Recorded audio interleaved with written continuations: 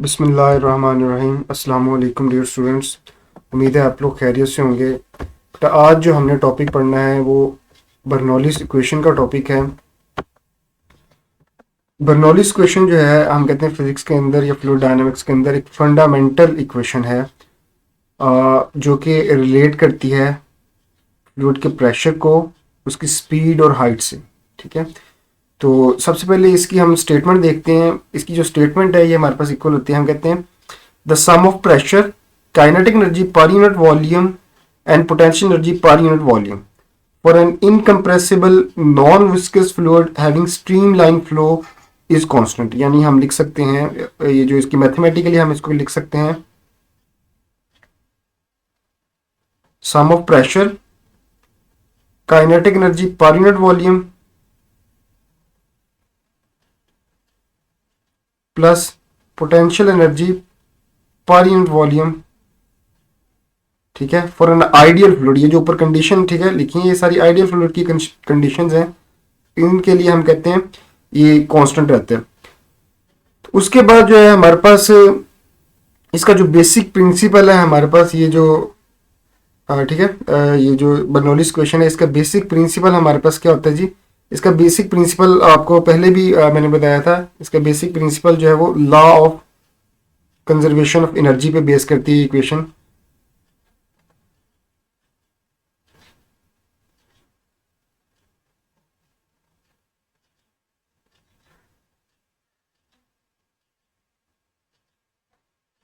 अच्छा जी, ये हमने इसमें ठीक है ड्राइव करना था। हम क्या करते हैं, एक पाइप कंसिडर कर लेते हैं जैसे कि ये फिगर में शो किया गया है। और इस पाइप की जो हाइट है वो डिफरेंट एंड्स पे डिफरेंट है। उसका ये जो क्रॉस सेक्शनल एरिया है ये भी डिफरेंट एंड के ऊपर डिफरेंट है।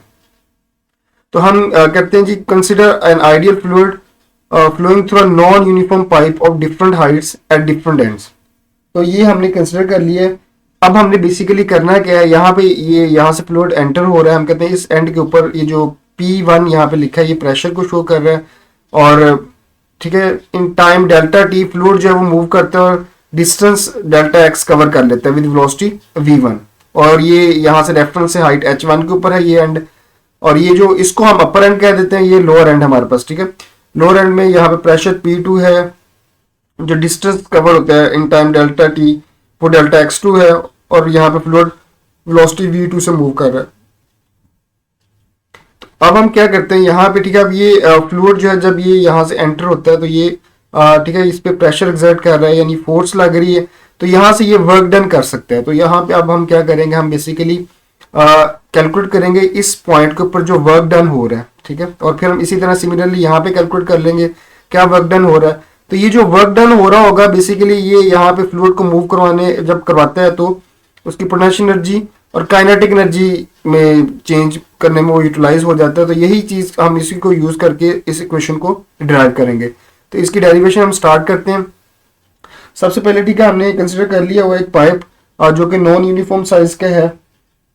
तो सबसे पहले हम अपर एंड के ऊपर जो है वो वर्क डन कैलकुलेट कर लेते हैं, क्योंकि अपर एंड के ऊपर जितनी भी वैल्यूज हैं उनके साथ हम इंडेक्स 1 जो है ना वो यूज कर लेंगे। तो यहाँ से हम वर्क डन, हमें पता है वर्क डन इक्वल होता है एफ डी के यानी फोर्स इंटू डिस्प्लेसमेंट। तो यहाँ से मैं लिख सकता हूँ W1। ठीक है, एंड 1 के लिए मैं लिख रहा हूँ अपर एंड के लिए। तो यहाँ से मेरे पास आ जाएगा। अब देखिए अपर एंड के ऊपर जो है वो फोर्स लग रही है F1। ठीक है, और डिस्टेंस यहाँ से डिस्प्लेसमेंट कवर हो रहा है डेल्टा x1। तो ये मेरे पास इक्वेशन 1 का मैं इसको नाम दे देता हूँ। नेक्स्ट जो है देखिए यहाँ पे अपर एंड के ऊपर जो प्रेशर है वो देखें, यहाँ पे अपर एंड के ऊपर प्रेशर जो लग रहा है वो P1 है। तो प्रेशर का फॉर्मूला हमने पढ़ा था, प्रेशर इक्वल होता है फोर्स पर यूनिट एरिया। ठीक है, तो यहाँ से मैं लिख सकता हूँ F/A। अब चूंकि ये अपर एंड के लिए हम इंडेक्स 1 यूज कर रहे थे, यहाँ पे प्रेशर P1 लग रहा है, फोर्स F1 है तो यहाँ पे 1 आ जाएगा। और यहाँ पे एरिया भी क्रॉस सेक्शन एरिया A1 है तो यहाँ पे A1 आ जाएगा। तो यहाँ से मैं फोर्स का जो है वो लिख सकता हूँ, उसको फोर्स के लिए इक्वेशन बना सकता हूँ। यहाँ से आ जाएगी F1 is equal to P1 A1। ये A इधर डिवाइड हो रहा था, उधर मैं इधर डिवाइड हो रहा था, उधर जाके मल्टीप्लाई हो गया। तो मेरे पास ये इक्वेशन आ गई। ठीक है, F1 के लिए। तो ये जो F1 की वैल्यू है ये इसको मैं पुट कर देता हूँ ऊपर जो इक्वेशन 1 मैंने ड्राइव किया, इस वैल्यू को मैं यहाँ पे पुट कर देता हूँ। तो देखिए मेरे पास आ जाएगा W1 इज इक्वल टू, यहां पे मैंने F1 की जगह पे वैल्यू पुट करनी है। F1 की वैल्यू क्या है, P1 A1, और ठीक है डेल्टा X1 साथ ऐसे ही एज इट इज आ जाएगा। तो ये मेरे पास आ गया डेल्टा X1।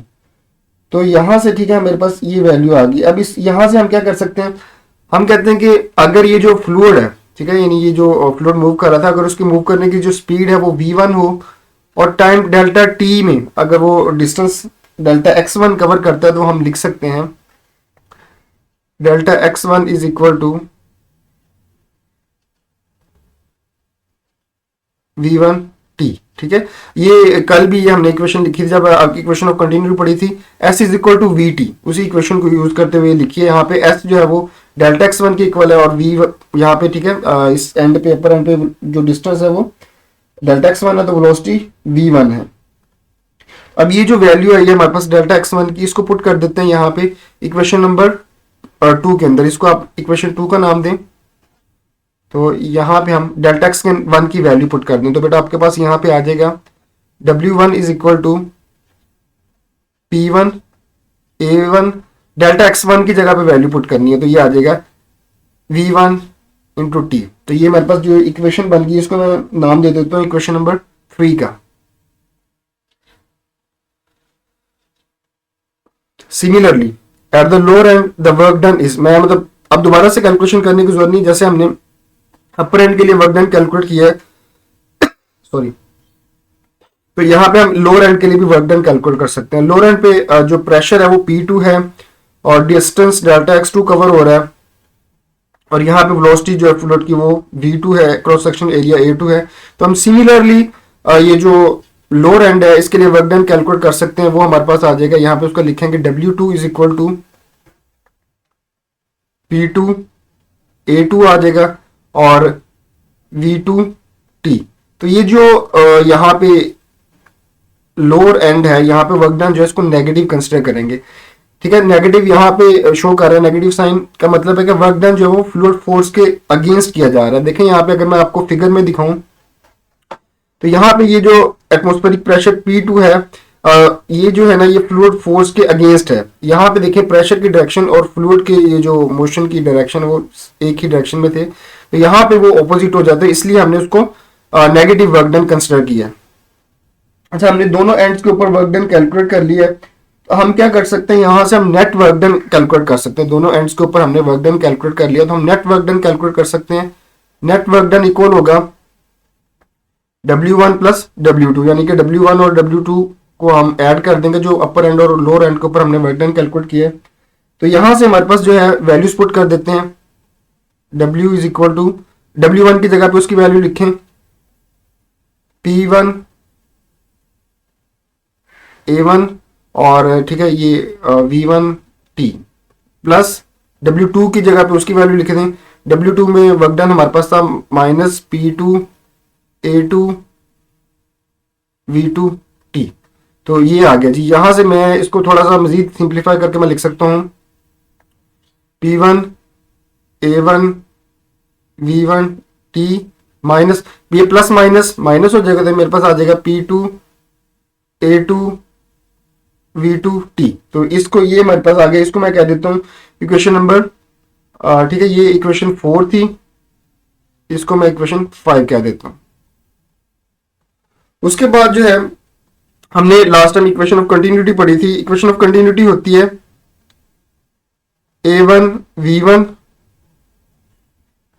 A2 V2। अगर मैं इक्वेशन ऑफ कंटिन्यूटी को दोनों साइडों को T से मल्टीप्लाई कर दूं, तो मेरे पास रिजल्ट बन जाएगा A1 V1 T A2 V2 T। अच्छा, ये जो A1 V1 ये मैं इसको लिख सकता हूँ वॉल्यूम के इक्वल। ठीक है, ये वॉल्यूम मैंने कैसे बना लिया बच्चों, कल हमने पढ़ा था कि ये जो था AV जो है ये इक्वल था कांस्टेंट के, और कांस्टेंट इक्वल था वॉल्यूम यानी पर यूनिट टाइम के इक्वल था। तो यहां से अगर मैं इक्वेशन की दोनों साइड को ये देखें, ये T जगह इधर से जाए AV इंटू T, ये किसके इक्वल बनता है, वॉल्यूम के। तो मैंने इसीलिए यहाँ पे A1 V1 T और A2 V2 T इनको मैंने वॉल्यूम के इक्वल लिख लिया। अब ये देखें A1V1T, ये भी V, इसको भी वॉल्यूम कह दिया, और इसको भी A2V2T, इसको भी वॉल्यूम कह दिया। अब इसी चीज को मैं यूज करूंगा इक्वेशन नंबर 5 के अंदर। तो मेरी इक्वेशन नंबर 5 देखें मॉडिफाई होके वो बन जाएगी। क्वेश्चन नंबर 5 के अंदर मैंने यूज करना है इसी चीज को, जो मैंने A1V1 इसको T को कहा। तो देखिए मैं जब यूज करूंगा तो ये मेरे पास आ जाएगा W इज इक्वल टू, यहां से ये P1 तो मैं ऐसे ही लिख लेता हूं। देखिए ये जो है A1V1T, इसकी जगह पे आ जाएगा V, ये कैपिटल V जो कि वॉल्यूम को रिप्रेजेंट कर रहा है। यहां से minus P2 as it is लिख देंगे।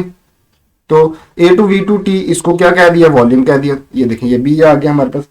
तो यहां से इन दोनों क्वेश्चन से ये जो ये इस क्वेश्चन में से V कॉमन आ रहा है, तो V को कॉमन ले लेता हूं, मेरे पास आ जाएगा W is equal to P1 minus P2, यहां से वॉल्यूम कॉमन आ गया।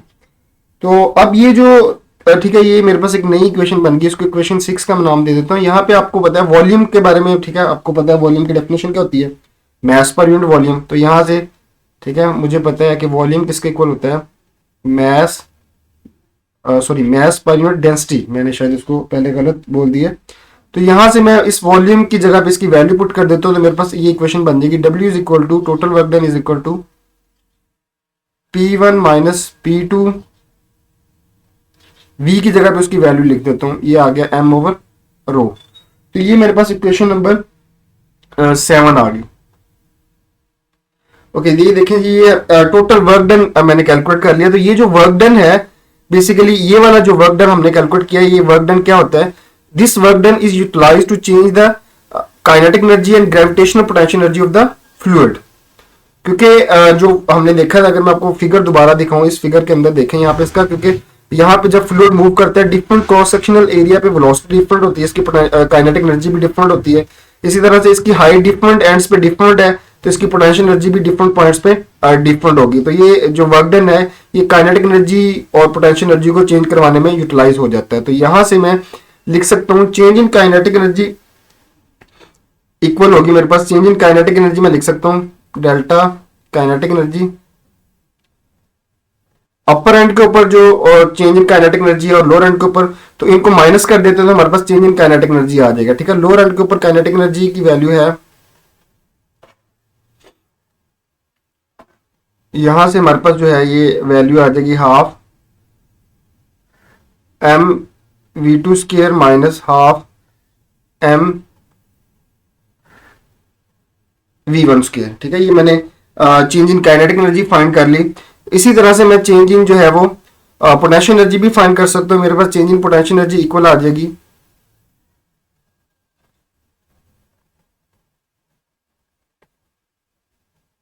देखिए अपर एंड के ऊपर एक पोटेंशियल एनर्जी की वैल्यू, लोअर एंड के ऊपर, दोनों को माइनस कर देंगे तो मेरे पास आ जाएगा, यानी मैं करता हूँ MgH2 माइनस MgH1। यानी जैसे हम चेंज फाइंड करते हैं इनिशियल जो फाइनल में से इनिशियल को माइनस कर देते हैं, तो यही काम हमने यहाँ पे किया, फाइनल वैल्यूज में से इनिशियल को माइनस कर दिया, तो हमारे पास ये चेंज इन काइनेटिक एनर्जी और पोटेंशियल एनर्जी हमने फाइंड कर लिए। तो अब यहाँ से हम क्या कर सकते हैं, ठीक है, हम law of conservation of energy apply कर देते हैं। According to law of conservation of energy, ये जो वर्क डन है, यहाँ पे ये जो वर्क डन हो रहा है ये इक्वल होगा, ठीक है, वर्क डन जो यहाँ पे हो रहा है हमारे पास, ये इक्वल हमारे पास आ जाएगा, हम कहते हैं वर्क डन इक्वल होना चाहिए यहाँ पे according to law of conservation of energy, change in kinetic energy के plus change in potential energy के।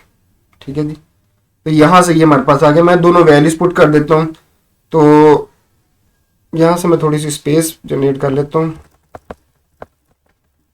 ठीक है, ये हमारे पास आ गया। तो यहां से हमारे पास चेंज इन काइनेटिक एनर्जी और वर्क डन इसके इक्वल वैल्यूज पुट कर देते हैं। W is equal to change in kinetic energy की जगह पे उसकी वैल्यू लिखते हैं, बल्कि यहाँ पे आप क्या करें, ये जो W है इसकी जगह पर भी इसकी वैल्यू लिख दें। तो यहाँ से मेरे पास जो है इस W की जगह पर मैं इसकी वैल्यू लिखता हूँ। यहाँ पे ये जो W है ना, W का आपको याद होगा हमने, ठीक है, कैलकुलेट किया था अभी थोड़ी देर पहले। W हमारे पास आया था इक्वल P1 माइनस P2, और ये आया था एम ओवर रो के इक्वल। ठीक है, तो यहां से चेंज इन काइनेटिक एनर्जी ऊपर हमने फाइंड की, वो इक्वल है half m v two square minus half m v one square. इसी तरह से हमने change in potential energy find की थी, वो इक्वल है m g h two minus m g h one. अच्छा, ये सारी इक्वेशन में, ठीक है, देखें यहाँ पे अगर हम m कॉमन लें तो यहाँ से m कॉमन लेके ये m से कट जाएगा, तो यहाँ से इस इक्वेशन में m खत्म हो जाएगा, हमारे पास बच जाएगा P1 माइनस P2